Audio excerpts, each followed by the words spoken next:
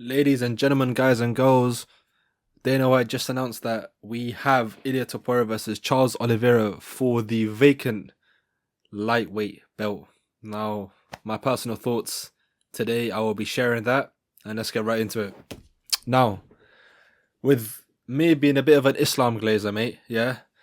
Hey, brother, who give him this? With me being a massive supporter of Islam Makhachev and seeing what he's achieved in the lightweight division, I'm really gutted to see how the UFC has treated our man here, the man that has racked up the most title defenses in the division, the man that is probably in one of the most stacked divisions there is now being mistreated by the UFC, and he is being forced his hand by Dana White by stripping him off his belt, by vacating his belt and going up to fight Jack Della Maddalena in welterweight. Of course, we have a banger of a fight. Ilia Topuria, Charles Oliveira. Ilia Topuria knocking out two of the greatest featherweights of all time. Charles Oliveira, submission artist, phenomenal Brazilian jiu-jitsu. Banger of a fight.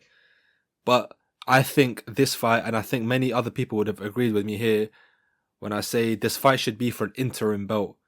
It should have been for an interim belt, so if Islam, as he publicly stated on Twitter recently, he wouldn't mind floating between two divisions. He wouldn't mind going between welterweight and lightweight, defending his belts. He openly stated this. He openly expressed I would like to be simultaneous two-division champion, but he has been robbed of that by Uncle Dana. Guys, if we look at his card on paper, guys, we need a banger of a fight, guys. The UFC 317 is looking empty, guys. We need a banger. We need to strip Islam Makhachev. This is probably what Dana White was talking about, probably what he was, thinking about and discussing this with Sean and Hunter. But I think it's the wrong move. He's mistreating one of the best champs we've had in a long time.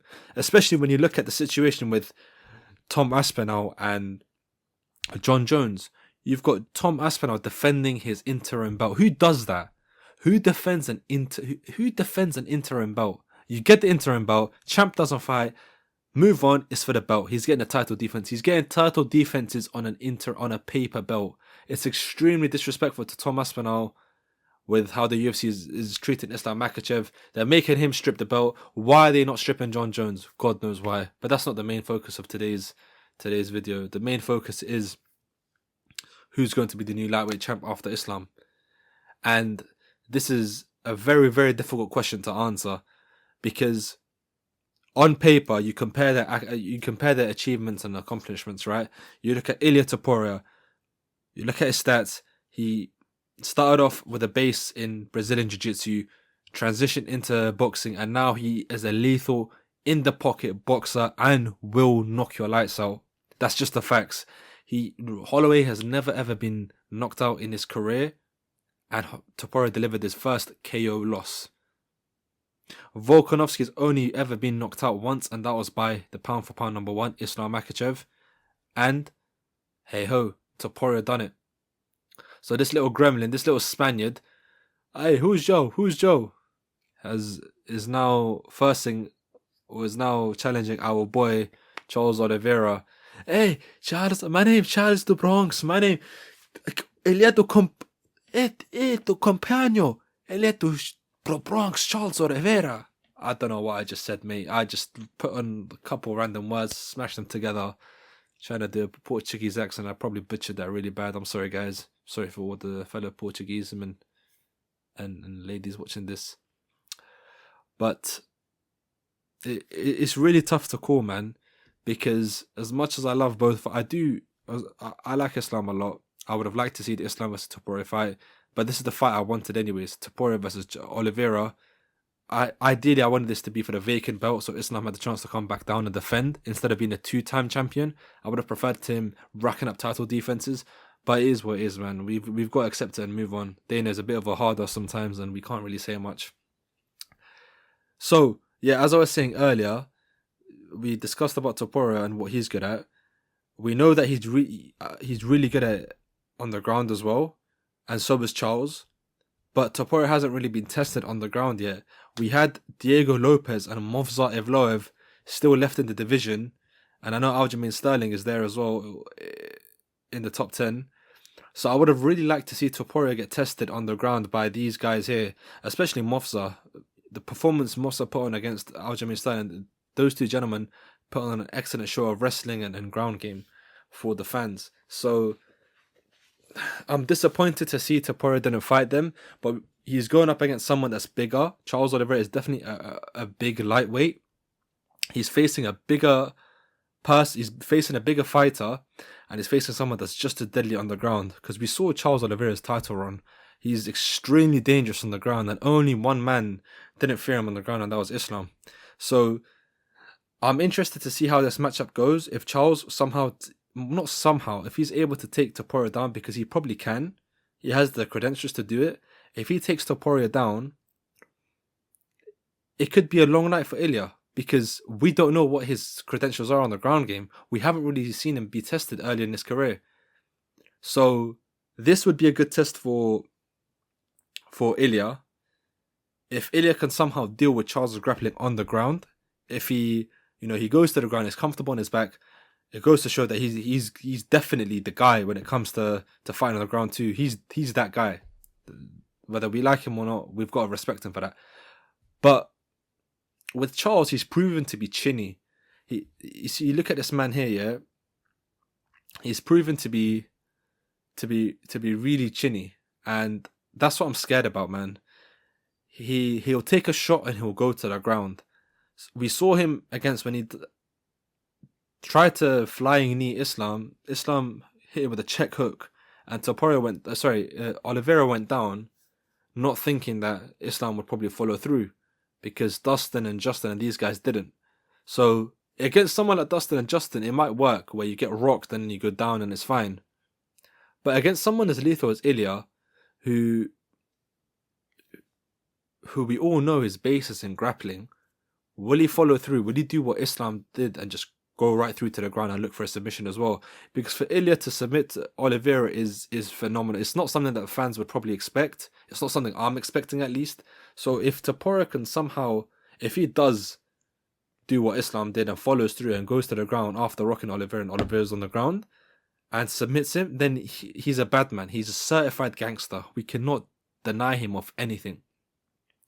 But I think the likelihood here is a lot of people are thinking it's either going to be an Ilia Topuria KO or it's going to be a Charles Oliveira submission, because Oliveira is probably not going to crack him. Topuria boxes extremely well. Oliveira can't do anything that Volk or Holloway did. He cannot exchange with him. He cannot leave himself open, so he has to take the fight to the ground immediately.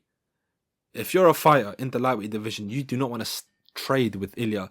The weight difference between 145 and 155 is only 10 pounds as well. It's not a big jump between, lightweight to welterweight or welterweight to middleweight, so on and so forth. So with the difference being only 10 pounds, we could definitely see Ilia's power transferring into the higher divisions. So the game plan for Charles needs to be shoot for the takedown almost immediately. You can't waste any rounds. It's a 5-round fight. We don't know about Topuria's gas tank either. I noted in the 3rd round he was starting to slow down against Max Holloway, but you all know Max Holloway has insane cardio too. And I don't know about Charles Oliveira's cardio either.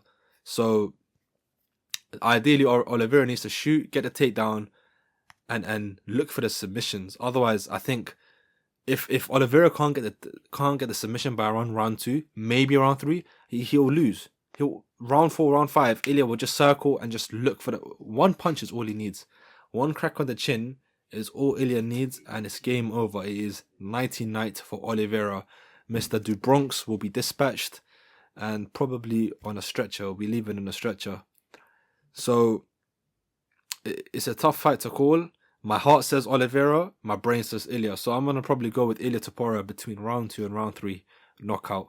It's not what I want. I ideally want Charles to win, just so it fits my narrative with Islam being the absolute best of all time in the lightweight division. And so we don't hear a lot of these. You see these Indian dudes, man. They're always glazing the guys that are fighting against the Russian Muslims, against the Dagestanis and whatnot. I don't know what they have against Muslim fighters, but that's the case, and it's a bit irritating right now. Twitter is a bit of a cesspool when it comes to these guys. They're just glazing the guys that are going against our Dagestani Muslim fighters. It's a bit irritating as well. So it fits the narrative that if Charles wins, then no one can really glaze Ilia. And we're talking about the lightweight title bout a lot, but I think we're overlooking this one here as well. Flyweight title bout, Alexandre Pantoja versus Kai Kara France. I know it's not the main topic of the video. I just want to comment on this. I think Pantoja is just extremely well rounded. He's been disrespected on the top 15 pound for pound rankings. I think Pantoja deserves to be top 5. He's just so well rounded, man. I think he's got 4 title defenses right now as well. Let me have a look.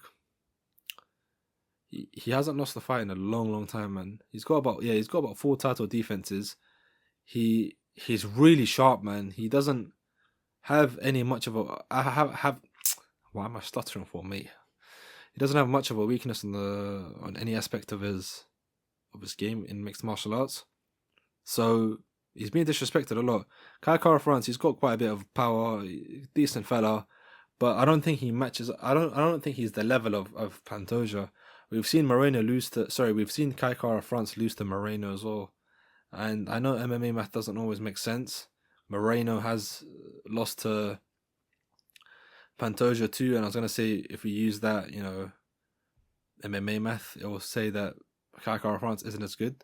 But there's no one else left for Pantoja to fight, so I guess this was the next fight to make. And just briefly touching on this one here as well, Beneil Dariush versus Renato Moicano. Good fight as well. Dariush is a bit slow, not as in terms of like speaking or thinking, but as in he's just a bit slow. He's not that fast. He's not quick. But I think he can probably get a submission, man. He can probably get a submission against Renato Moicano. And this is another good fight as well. UFC 317 is actually a pretty decent card. We've got I definitely have to mention this as well. Yeah, UFC 317 has turned out to be a really good card, man. Royval versus Manel Cape, a banger of a fight as well. I'm interested to see how this plays out.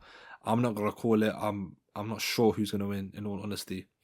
And then this one, I'm actually pretty excited for. Paulo Costa versus Roman Kopylov, how you pronounce the name. I don't know much about this dude, if I'm being honest. Paulo Costa, Mr. Eraser, he hasn't fought in a while, so I like to see his return. He's always funny on Twitter as well. Good vibes. So yeah, I'm looking forward to these matchups too. But yeah, regarding this whole situation with the lightweight division, if Islam does win it in welterweight against JDM, what does he do? He just comes back down to lightweight and he becomes a 2-time champ? I don't know, man, because if Islam does that, then it's silly for Dana. Dana will probably be punching his bald head over and over again for stripping Islam and for him to come back down and reclaim gold in the division he was once king at. We'll see how it goes. We'll see how it plays out. But my prediction is Ilia Topuria round 2 KO, round 3 KO. As much as I love Oliveira, as much as I would want him to win, I just don't think he can do it. I don't think he's able to produce the W simply because Ilia is just such a dangerous striker and Oliveira leaves himself open. He's been cracked many times. Of course, I know they're probably going to work on that in camp. Hey, Charles the Bronx, they need to work on this in the camp. They're probably going to be working on him having his guard up and trying not to get hit on the chin. But like I said, man, all it takes is one bang from Ilia and it's night-night. As always, ladies and gentlemen, thank you guys for watching. Please comment down below whether you agree or disagree with my takes. I'm always open to constructive criticism. Let me know what else you want to see, what type of content you want me to make, what you want me to cover, what cards you want me to cover. And that's about it. Thank you very much. Stay safe. Enjoy the rest of your day.